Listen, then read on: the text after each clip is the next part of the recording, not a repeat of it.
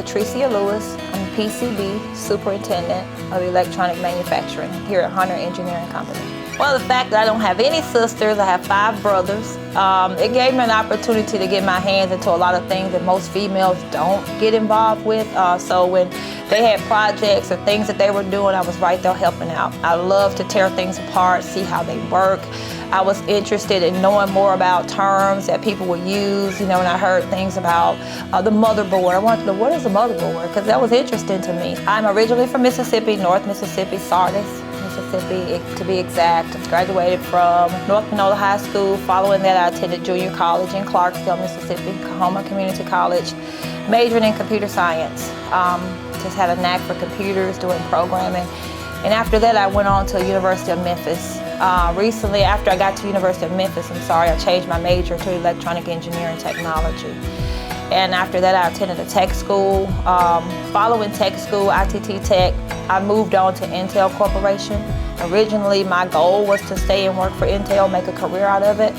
But at the time, my husband's father had gotten terminally ill with cancer, and we made the decision to start trying to look for employment back here. And I came back, and for about 3 months, I was unemployed while going through the process of interviewing with Hunter for a second shift supervisor. I had never really worked in leadership and worked in management. I always saw myself as being hands-on, doing repair, a diagnostic type of job, type of work. And so when I got the opportunity to become a second shift supervisor, it was somewhat terrifying. Fortunately, I had a lot of good mentors. I had a good boss at the time, a person that was really interested in investing in me.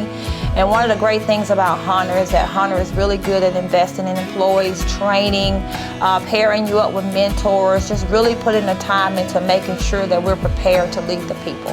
That is kind of absolutely what it makes you feel, is that you have to prove yourself. When you go into a room and you're the only female there, it kind of, sometimes it can feel like an honor, but a lot of time it makes you survey the room and ask yourself, do I deserve to be here?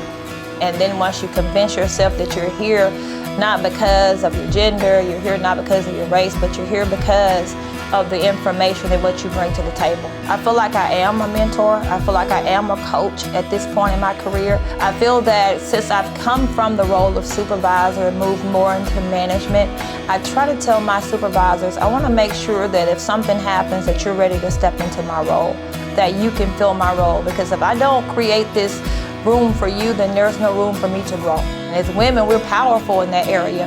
We're powerful in the home, we're powerful in the community, we're powerful in the lives of the people that we lead. And we have to know that you're not powerful unless you can empower.